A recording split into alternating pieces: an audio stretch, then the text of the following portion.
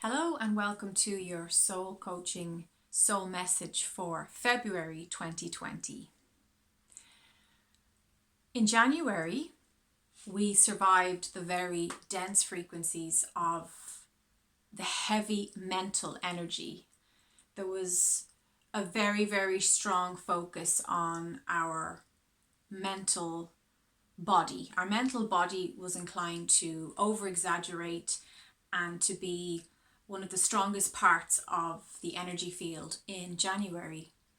And this caused many people to get really bogged down in their mentality and analysis paralysis, over reviewing, overstimulating the mental body to a point where it made a lot of people sick. It made a lot of people depressed and flares above anxiety, etc., etc. I'm happy to say that in the February energies, as I'm picking them up, that there's a much smoother road ahead, and that these energies they're bringing us more into the emotional body, which is a safer place for us to rest our frequency in. When the mental body becomes overly expanded to a point where it's way bigger and out of balance with the other bodies, with overtaking the emotional, physical body, spiritual body, that's where we really can get sick.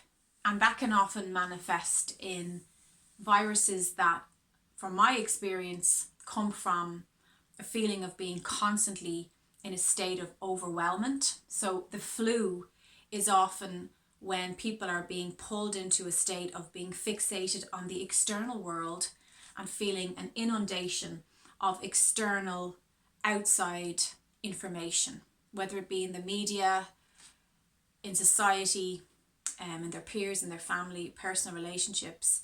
And it's like the body goes into complete shutdown so that you can recover and you can allow your emotional body to come back into balance and let the mental body relax and settle down a bit.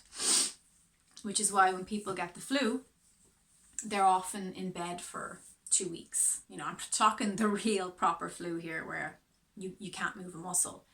It is a detox. It is a way, not physically, spiritually, energetically, it's the body trying to bring you back into your emotional self, into your emotions, because your mental body has become the driver of your life.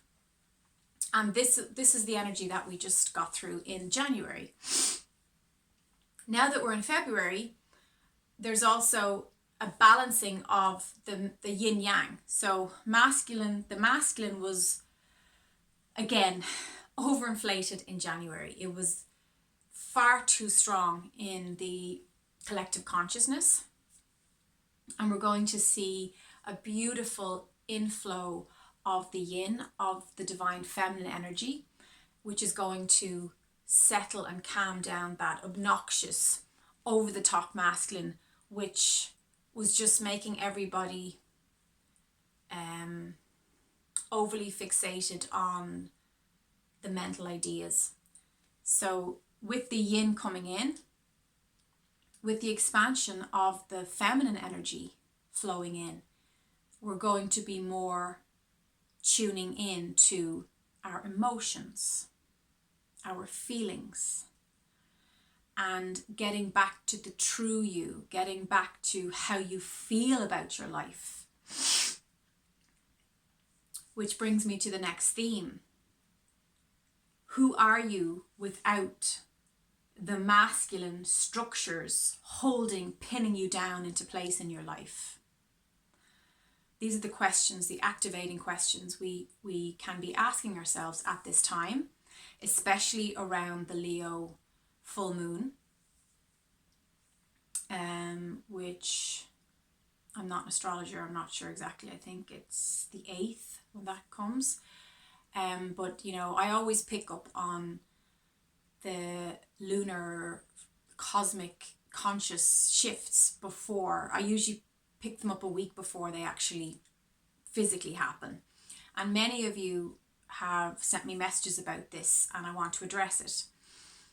I got a message from someone asking me, why does this happen? Why do I feel like I experience fully the energetic shifts like before their due date, so to speak? And the answer is, it's when you're super sensitive, you are picking up on the tiniest little incremental changes. So even the most subtle of changes, the most subtle details, where there's a little shift, as a super sensitive, you're going to feel that, because being super tuned in means any little tweak of change is felt. So it's great when you recognize that and you use it to your advantage, because it can be used to forecast things in your life. It can be used to pick up on, opportunities coming, and shifts and changes in your residency and your work and your relationships. You can pick up if somebody is deceiving you. You can pick up when there's a big change ahead, or a shock ahead, that other people would take it as a surprise. But because you're so tuned in to the cosmic consciousness and the environmental energies, you're aware that this thing is coming, and you can prepare for that. Physically, spiritually, you can prepare. So I see it as a wonderful, wonderful gift in my life, and a wonderful tool. There's not many surprises. I still get the odd surprise here and there, and that's part of being human. There will be times, even as a gifted psychic, there will be times our soul will put the blinkers on us. And they put the blinkers on purpose, and our soul agreed to that because we needed that shock. We needed that surprise to kickstart us to make the changes necessary, to kickstart us to do a U-turn and get back on soul track with our soul role here. So I see it it's like a precognitive gift, a precognitive skill. And if you're reading other people's energies, you absolutely can read your own. You won't have the same objectivity unless you're really learned in that, and you've studied a lot, and you know what you're doing. Sometimes when we're from the inside looking out, we don't have enough objectivity about our own self and our own lives to see ourselves clearly. But think about it. If you're reading other people's energy for a living, or even not even for a living, maybe you're just very, very in tune. You're very sensitive. You pick up on things. Of course, you can do that for yourself, but you have to be connected to the self. You have to be listening to the self to pick up on those things for yourself.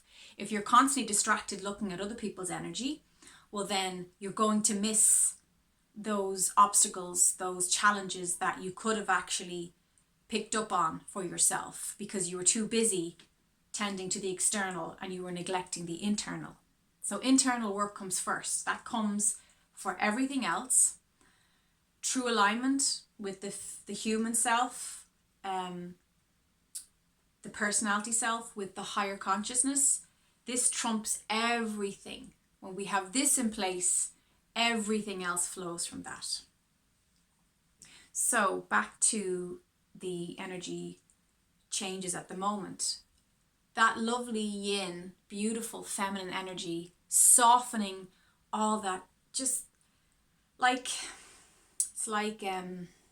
getting the image of like a little fluttery fish just clearing all the mud out of the water, just swimming through and making a path through the muddy waters. That was January. We did have a lot to learn in January, and it was well worth it, because now we have a clearer idea of who we are and where we are. Another big theme for February is accepting that as we embody the new 5D version of who you are, as we fully embrace this new person at this new phase of life, there also has to be a completing and a saying goodbye to the old you. the old you that perhaps, for example, always sought other people's opinions to validate the goodness in you. Perhaps there was a particular friend or an aunt or a parent that you turned to, and you always needed to get their blessing. You always needed them to give you the go-ahead, to give you that stamp of approval to say, that's okay, I approve of that course of study. I approve of you taking that job. I approve of your new girlfriend. When we step into the fifth dimension and we're fully self-contained, we're fully embodying the authentic, powerful, connected self, we are no longer seeking that validation. But there is a part of us that perhaps needs to grieve that more youthful part of ourself that didn't have that rock solid confidence, that didn't have that sturdiness and strong footing on Gaia, on planet Earth. And the part of that we may be actually really missing is the part that actually created friendships, connection, relationships by seeking that person's approval. When you become self-contained, autonomous, and you're fully in alignment with yourself, you don't need or want outside approval. It's nice if it comes. It's lovely if someone compliments us. It's very pleasant if somebody says, you know what, I approve of what you're doing. I really love the work you're doing in the world. It's wonderful. It's a lovely feeling, but we don't need it. It's not a need anymore. It's not a hunger in us, and it's not a drive.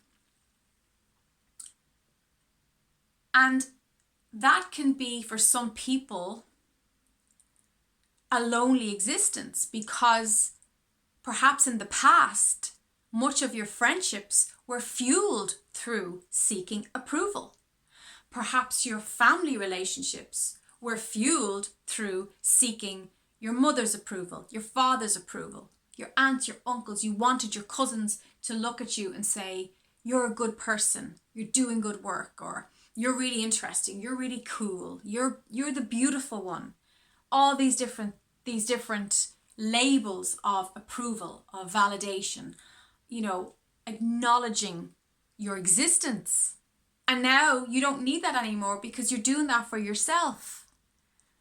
And in some ways, that inner child part of you can be a little bit sad about letting go of chasing that. The chase is over in 5D. We're not chasing. There is no chase anymore. We are not in that eternal seeking, Yes, we're still growing. Yes, we're still evolving. Oh my God, we've so far to go. But it's not from that desperate need. There's the neediness has been transmuted within us. And you'll see the people who are asleep, who are unconscious, and who are very much still in 3D consciousness because they're in the chase. It's the rat race. It's competition. These are all 3D concepts that just didn't make it through into 5D because they don't jive with the harmony, the togetherness, the unity of 5D consciousness. So you'll see the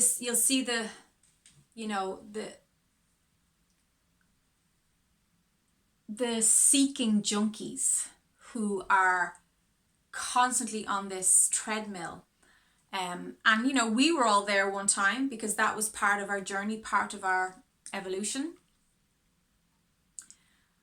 But that chase is over now. And in February, you might feel at a loss because it took up so much of your energy. It took up so much of your time. You know, your addictions, your behaviors, your negative habits that were part of this chasing of this fantasy took up a lot of your day. It took up a lot of your energy. It took up physical time and space and mental energy and spiritual energy to a point of exhaustion.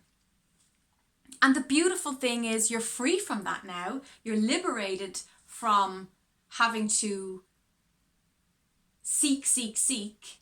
But there is a part of us that can feel a bit sad about that because there's space now. There's emptiness. And you're going to decide what will fill that space now. What will you choose to create in that beautiful, liberated freedom, that space in your life, in your body, in your thoughts? And for many people, that's just too scary. It's unfamiliar. You know, I've done it this way 20 plus years. That's all I know. And I'll stick to what I know because it's safe. February is about freedom from those shackles. Freedom from the masculine structures that pinned us into place and that lifted us up and said, this is where you need to be, and pinned us to the wall. We've unpinned ourselves now. But what are we going to create now? What are we going to allow flow in to those holes, those emptinesses, the void? We're in this beautiful, peaceful, colorful void of calm. But nature doesn't like vacuums. You know, it likes to fill holes. It likes to flow in. You dig a hole in the sand on the beach, the waves will wash in and fill up that eventually. So what are you going to wash into your life? What are you going to... You're going to find there's a need to replace that space that's liberated with something new, something that is a better fit for the mature version of who you are now, and the phase and the point in your life that you're in. That's going to involve a lot of changes as we move through 2020. And, you know, I will be delighted to guide you through that. I think I'll leave it there. I have some other thoughts and ideas, but, you know, let's just ease our way into February with that. I feel like this next full moon is going to be really beautiful. I feel it's going to be very enlightening.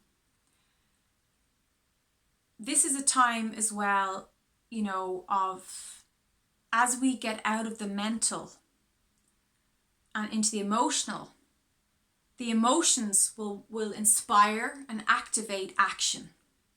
So please embrace your action, but make sure it's inspired action, not pushed, forced action. That won't get you anywhere, especially in these vibrations of February 2020, especially in the 5D. Forcing, manipulation, it's just not good. It doesn't jive with these harmonics, with these energies. So getting clear about what is your next action steps. What would you like to do? How does that translate now to you being in the world? Maybe it means you're going to join a new college or school. Maybe it means you're going to change jobs. You're going to move to a whole different part of the country. And how you're going to have to start getting pen to paper and actually going, okay, first step, number one, what does that mean, and actually implementing that step now. So thanks so much for being here. I would so appreciate a like for this video, because it shows me that there's a point to me doing this. Although the truth is, I do these videos for myself and for my clients, because it's very handy when clients come, if instead of me wasting the session going on the energetic shifts and stuff, I can just give them a link and they can tune in. So that's great. But yeah, just thanks for being here, and I wish you so many blessings for February. I'm looking forward to doing lots more spiritual work with you. Namaste.